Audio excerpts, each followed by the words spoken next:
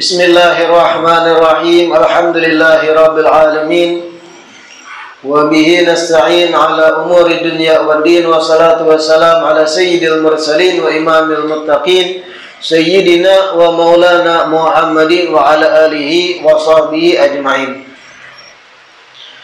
Alhamdulillah, segala puji kembali dan selalu terhatur kehadiran Allah yang masih memanjangkan umur dan melimpahkan kesehatan pada kita seberataan, sehingga diperjumpakan lagi di majelis ilmu yang kita selalu berharap mudah-mudahan kegiatan ini bujur-bujur membawa kita pada kebaikan dunia dan akhirat. Amin ya rabbal alamin.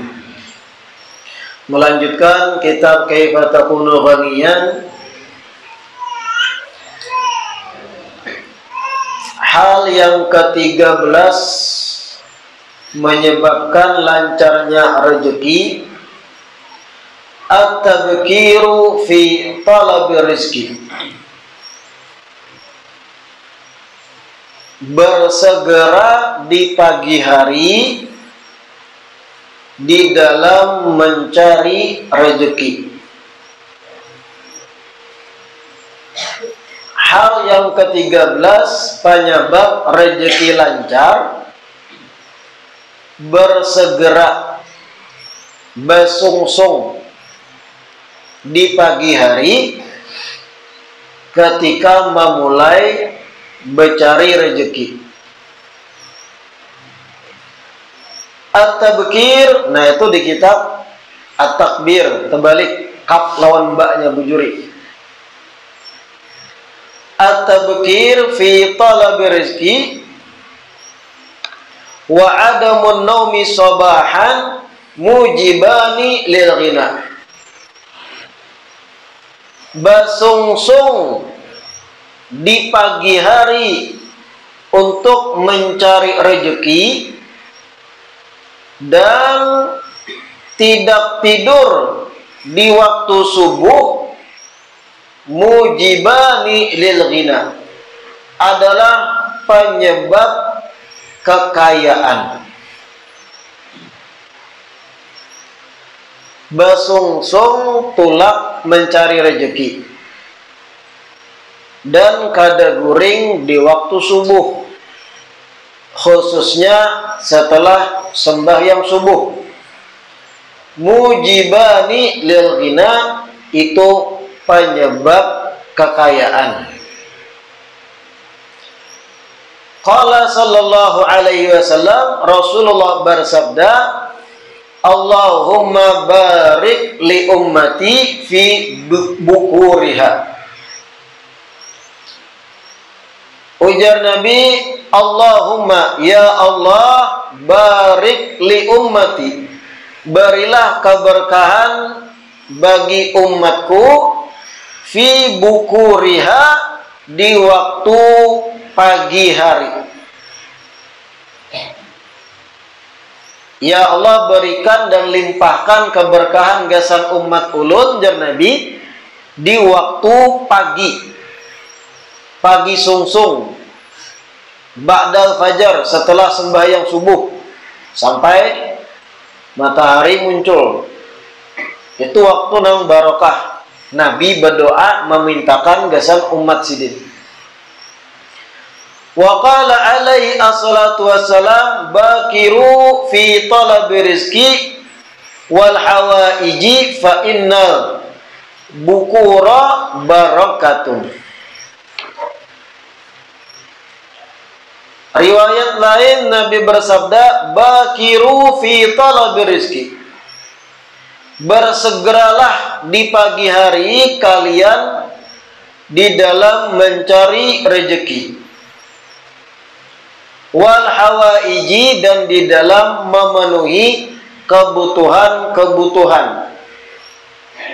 Fa inna bakura barakah, karena sesungguhnya bersegera di pagi hari itu berkah, Nabi.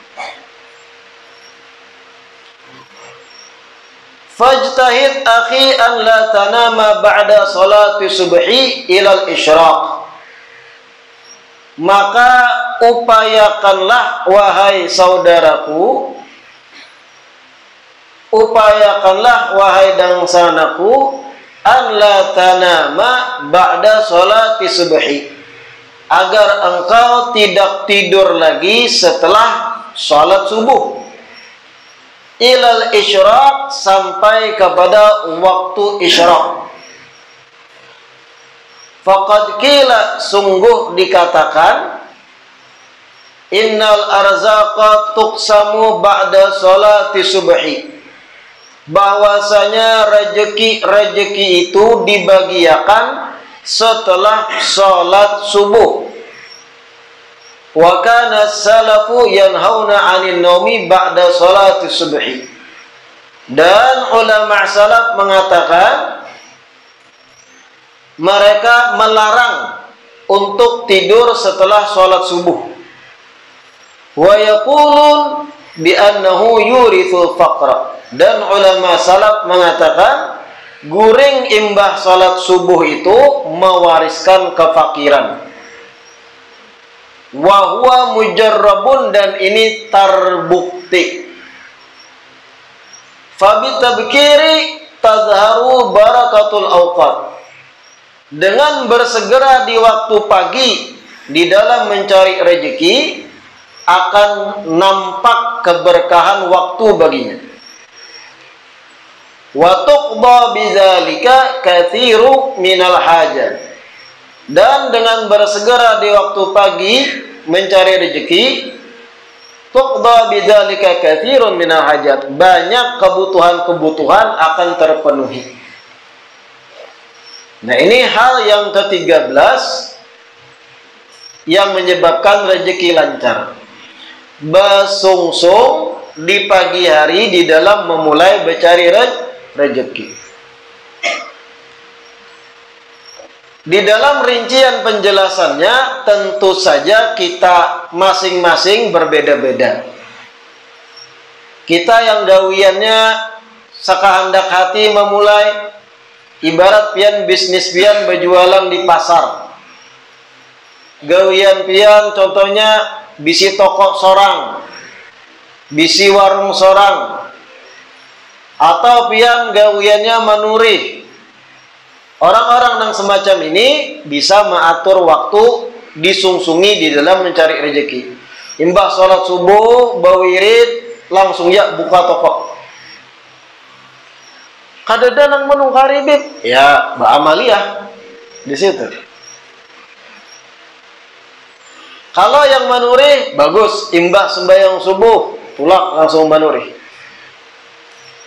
Adapun kita-kita yang gawiannya kantoran atau di perusahaan, masing-masing ada waktu masuknya.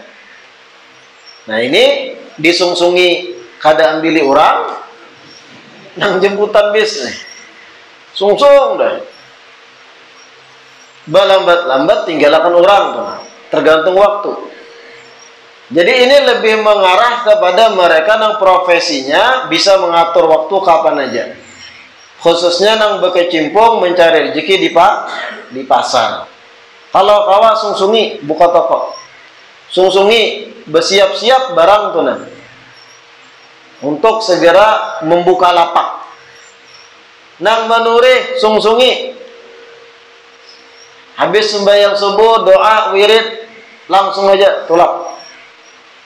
Kenapa demikian? Nabi mendoakan, Allahumma barik li ummati fi bukuriha. Ya Allah, berikan barokah keberkahan bagi umat ulun di waktu sungsung paginya, ba'da subuhnya. Otomatis kalau bersungsung begawi setelah salat subuh, secara otomatis kada guring. Apa istilah orang Banjar guring habis subuh tuh? Mamadar. Mamadar.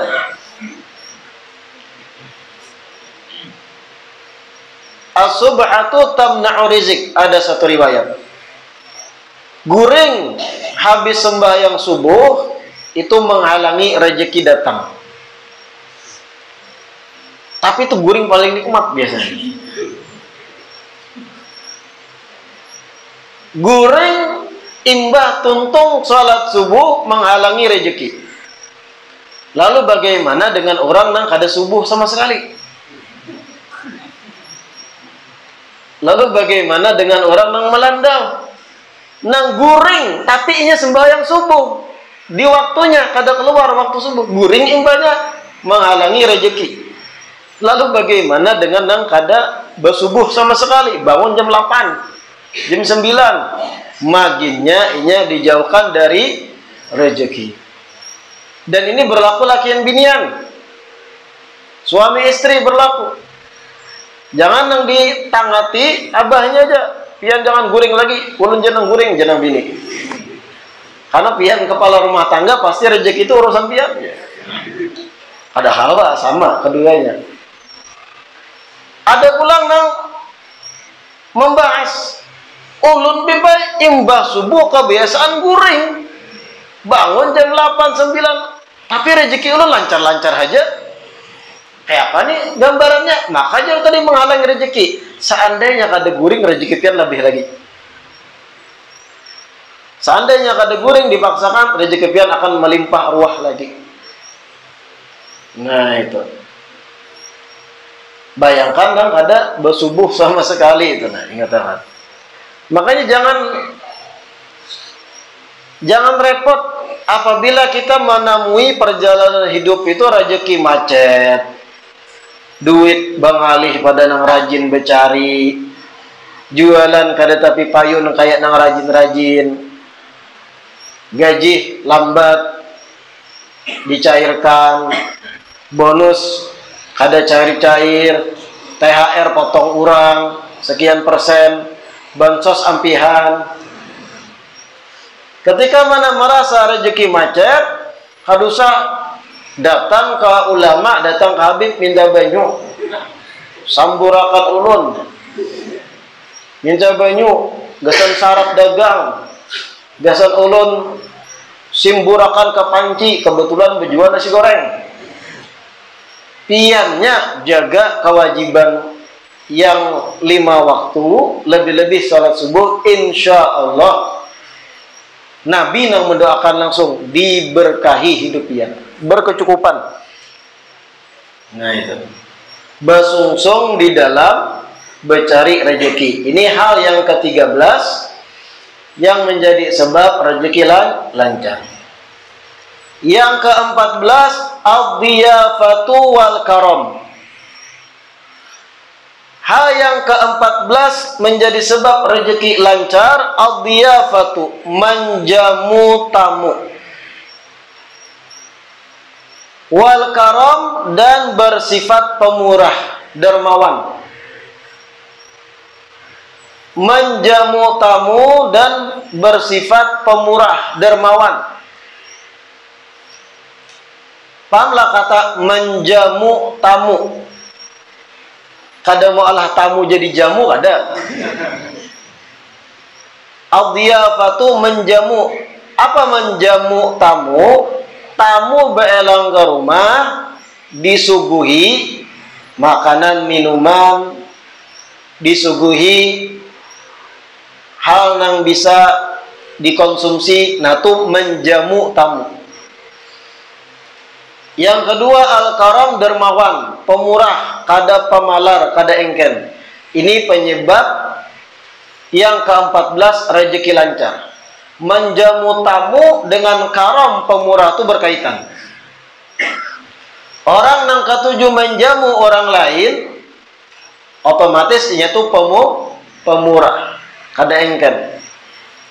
Qala Rasulullah sallallahu alaihi wasallam li Zubair, Rasulullah berkata kepada Sayyidina Zubair ibn al-Awwam, ya Zubairu, Inna mafatihar rizki bi'iza'il arsy.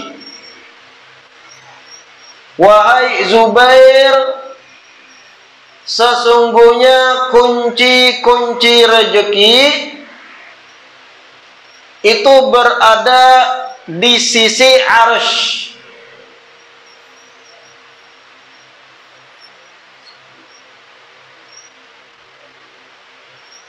Yunazzilullahu lil ibadi arzaqahum ala qadri nafaqatihim. Dan Allah menurunkan rezeki-rezeki hamba-hambanya sesuai kadar infak yang mereka keluarkan. Nah ini, yunazzilullah lil ibadi arzaqahum ala qadri nafaqatihim, atau yunzilullahu lil ibad arzaqahum ala qadri nafaqatihim. Allah menurunkan rezeki gesan hamba-hambanya sesuai kadar infak yang dikeluarkan oleh hambanya tersebut.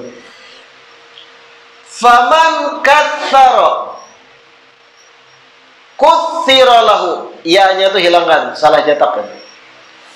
Faman katsara kutsira lahu.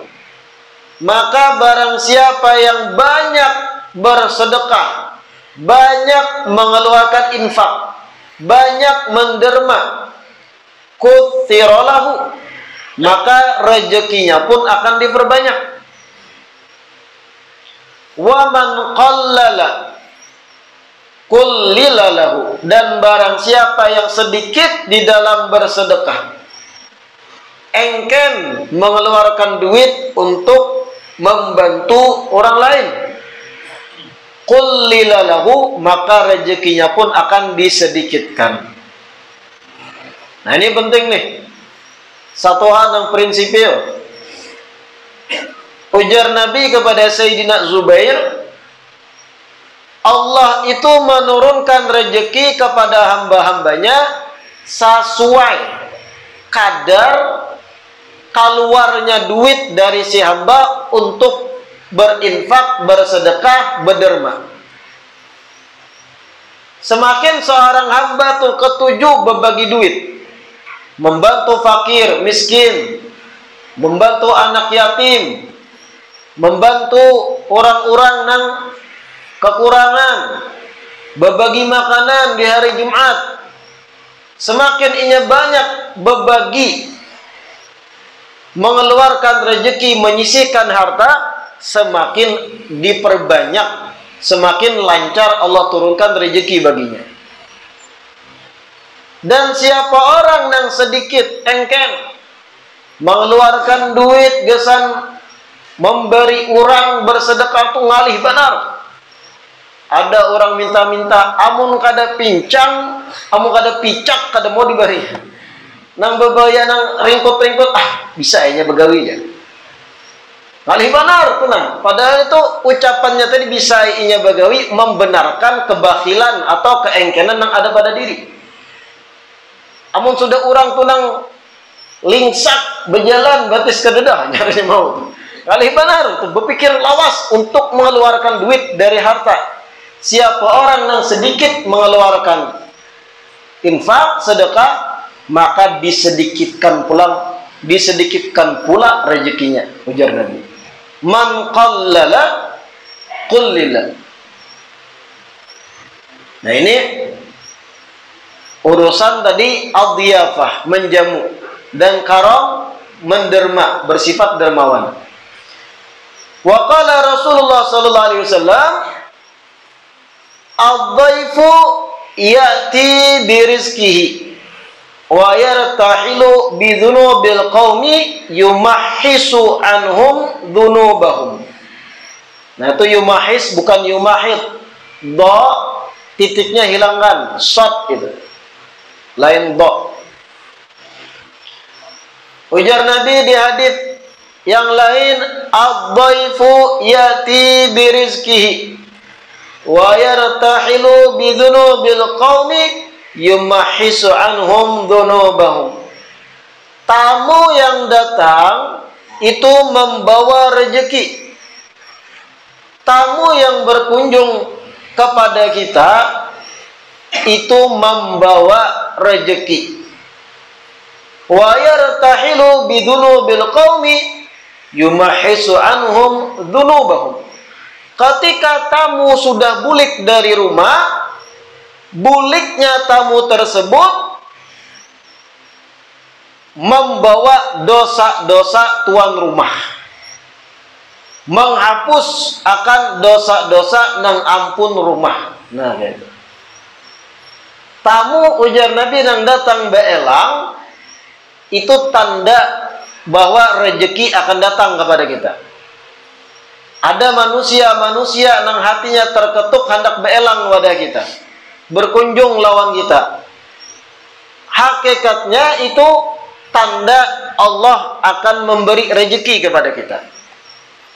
Apabila kita sambut, kita jamu, kita layani dengan senyuman, basyasyah, dengan wajah nang gembira, hati tamu tadi senang, bulik dari rumah kita, membawa dosa-dosa tuan rumah nang menjamu.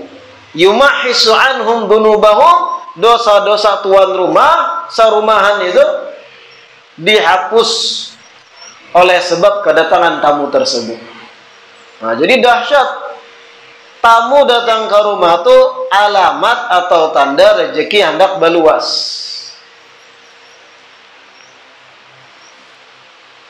Ketika tamu datang, upayakan kita menjamu.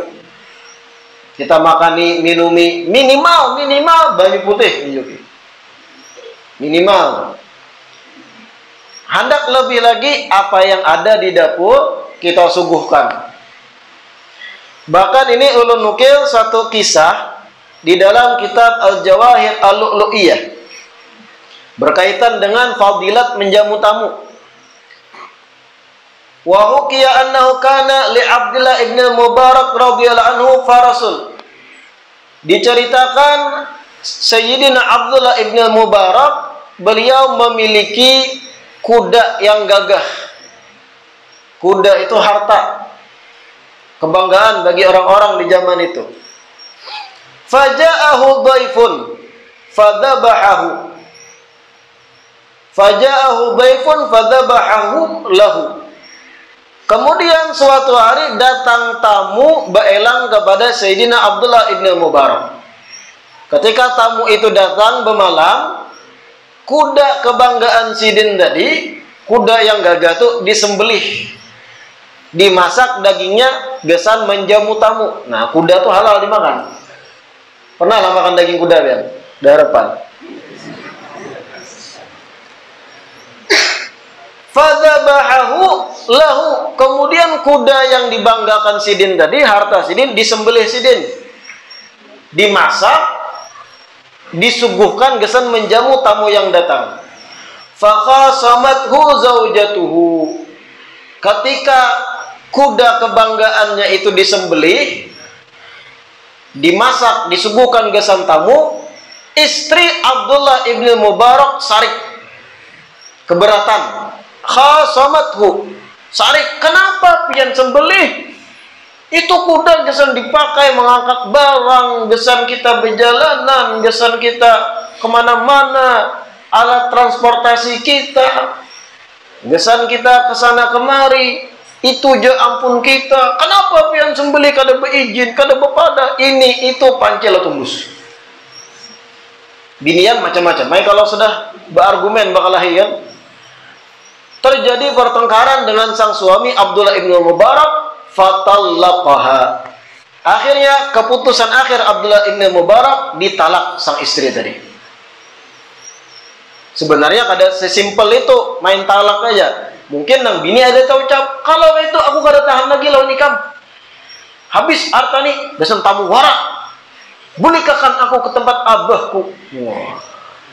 Bisa jadi di balik layar gitu kan, sampai diputuskan Abdullah ibn Mubarak talak, dilepas. Tsumma ja'ahu rajulun faqala lahu inna li bintan jamilatan fazawwajahu iyyaha. Selang beberapa waktu kemudian berjalan, datang seorang laki-laki kepada Abdullah ibn Mubarak. Melihat keadaan Abdullah ibn Mubarak, tiba-tiba laki-laki ini berucap, "Wahai Abdullah ibn Mubarak, saya punya anak perempuan gadis, jamilah, cantik, rupawan." Akhirnya dikawinkan Abdullah ibn Mubarak dengan seorang perawan yang cantik, yang kaya raya ini. Wa arsala ma'aha asyratan minal khair. Sang mintuha tadi karena bangga dapat menantu Abdullah ibn Mubarak, anak gadisnya dikawinkan sekaligus dihadiahkan pada Abdullah ibn Mubarak 10 ekor kuda. Fara'a Abdullah fi manamihi qailan yaqulu lahu.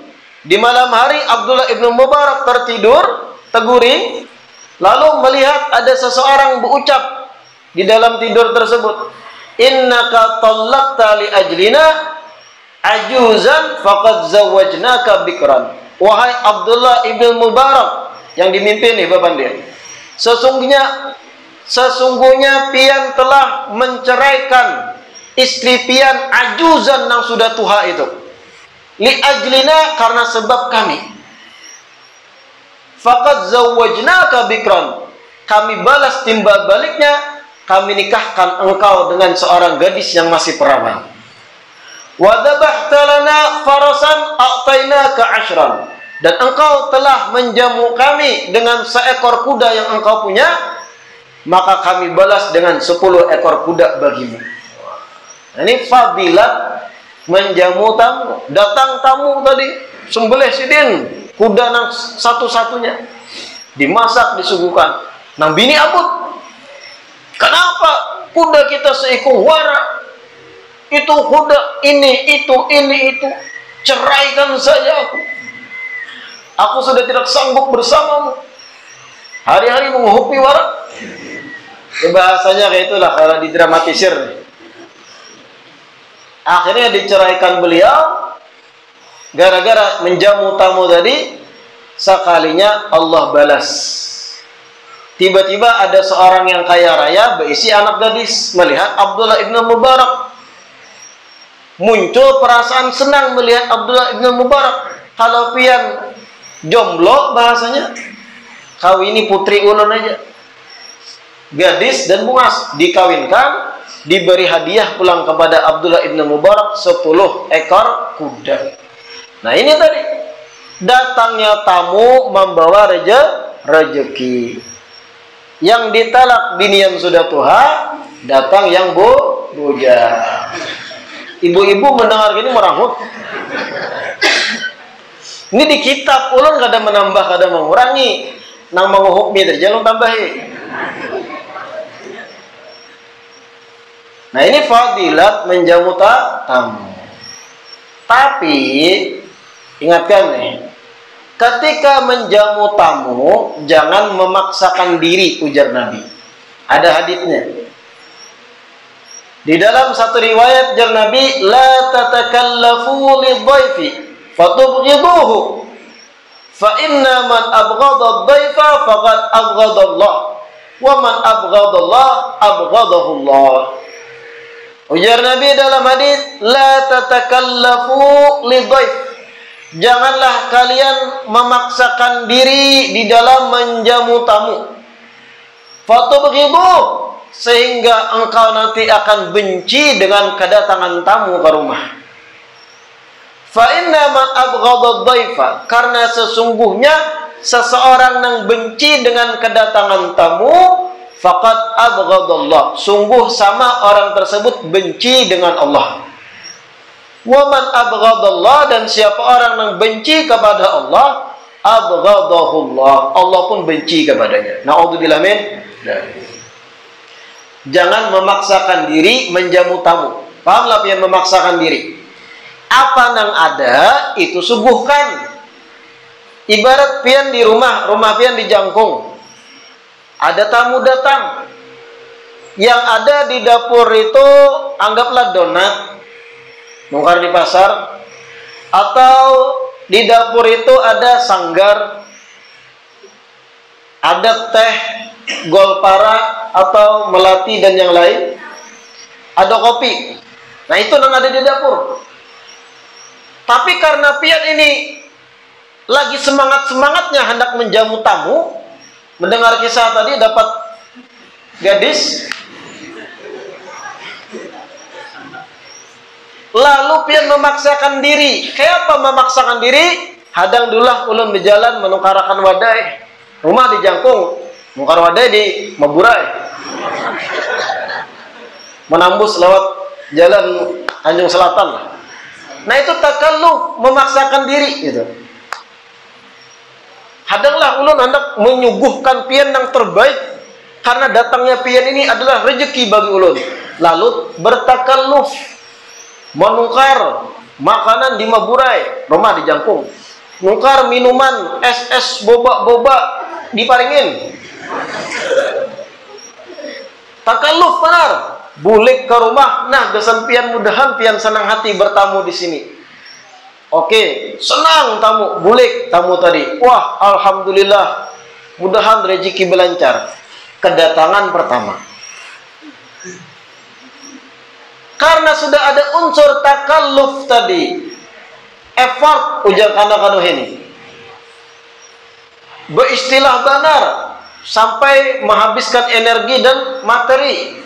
Padahal jangan yang di dapur disuguhkan, itulah cara biafan yang bujur. Tapi ini takalluf, memaksakan diri. Datang seminggu kemudian orang yang sama. Masih semangat, tapi kurang sedikit. Hadanglah ulun nuharakan wadai, tunggu kama burai pulang. Kaparingin pulang. Nah, gesan pian. Senang tamu bulik. Kedua. Ketiga, dahi tak karusutnya. Gini pulang. Mau burai itu jauh. Mulai hati itu berkomentar nang kada-kada. Nah ini yang dimaksud Nabi, fatubghidu. Kalau ikam dalam menjamu tamu ada unsur berpaksaan, berlebihan, memaksakan diri, effort tadi. Oke, yang pertama ikam senang hati. Tapi kalau datang pulang tamu yang lain, yang kedua, ketiga, keempat, kebiasaan pian menjamu tamu harus wah, harus mewah, harus glamor.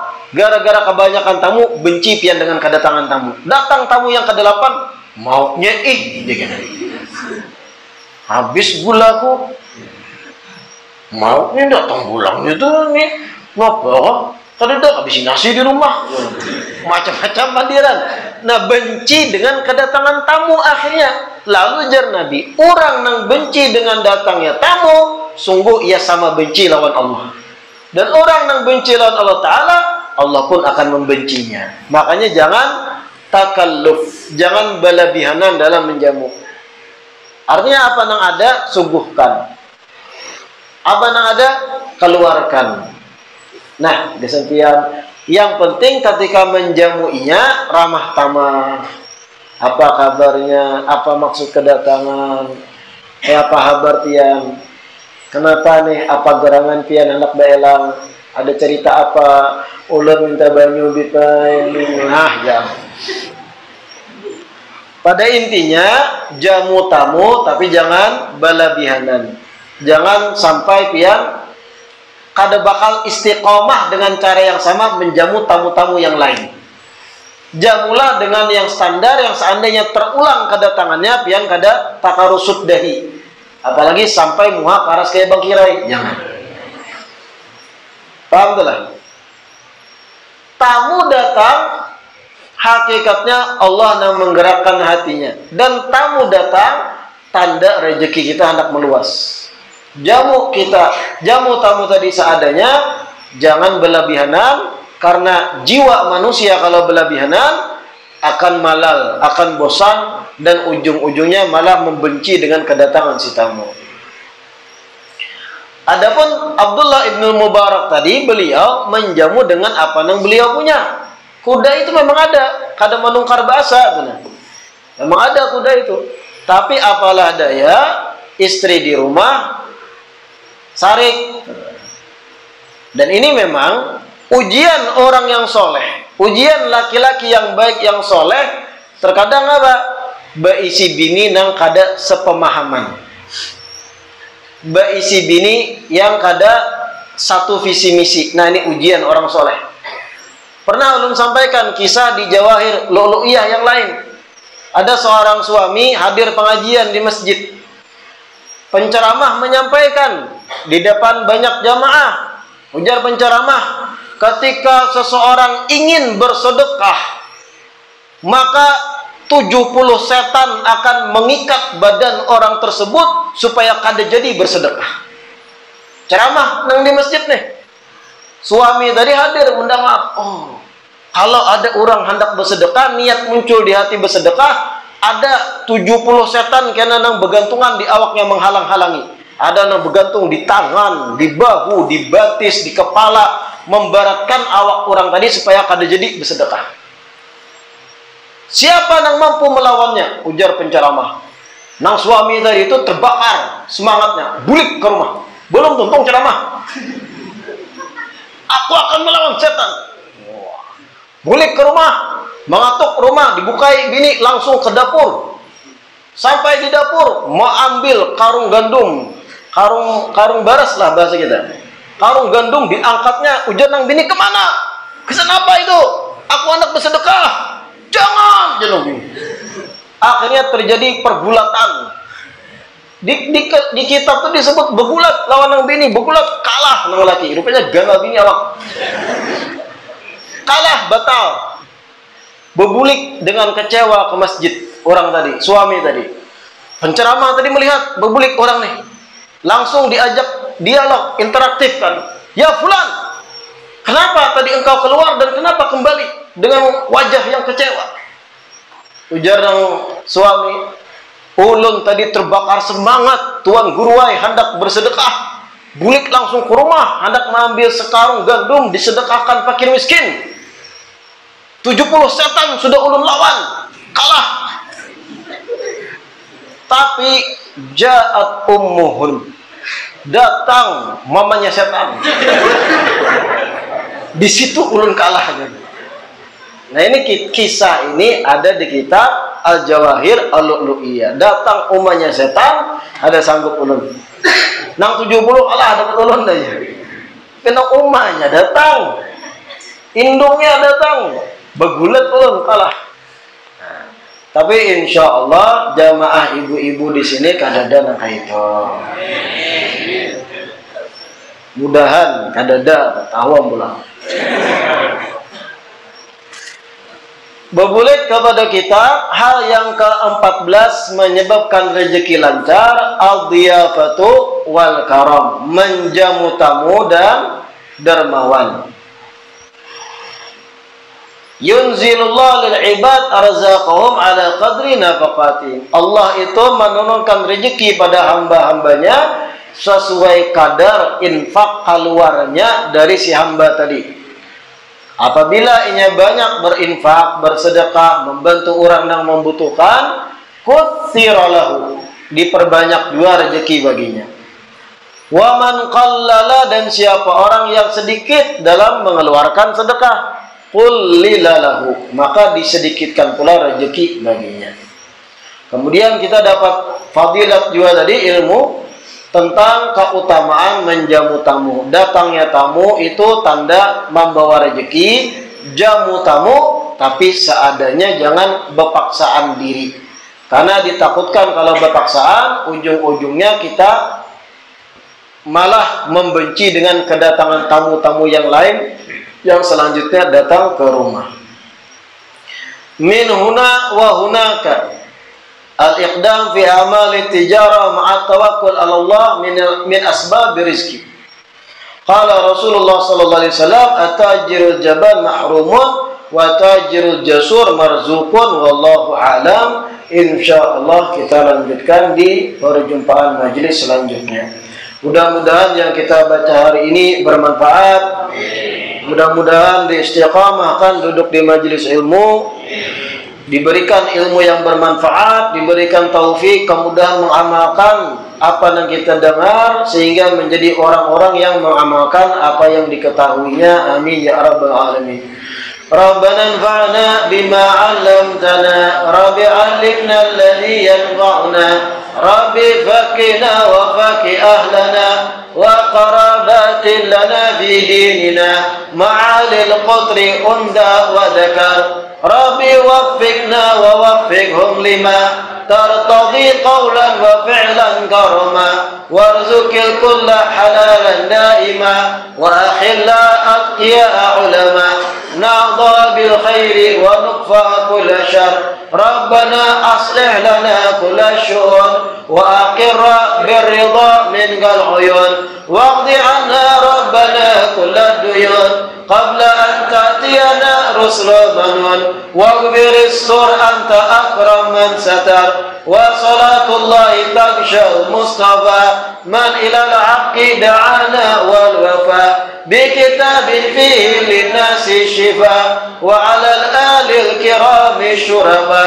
wa ala sahbi masabihil ghurar. Allahumma ahdina bihuda waj'alna mimman yusari'u fi ridha wa la tuwallina waliyan siwa wa la taj'alna mimman khalafa amraka wa asa, wa hasbunallahu wa ni'mal wakil, wa la hawla wa la quwwata illa billahil aliyyil azim.